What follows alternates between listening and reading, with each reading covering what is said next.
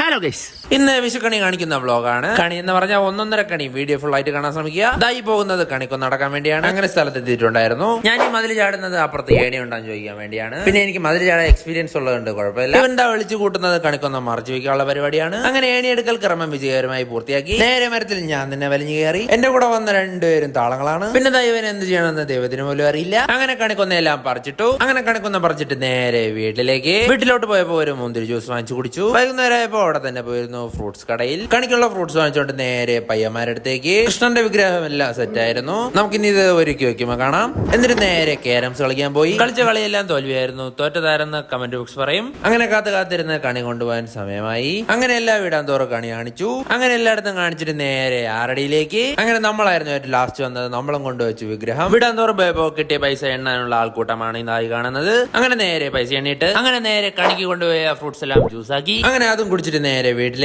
Video ഇഷ്ടപ്പെട്ടെന്ന് വിചാരിക്കുന്നു. ഇന്നത്തേക്ക് ഇത്രയേ ഉള്ളൂ. ബാക്കി നാളെ.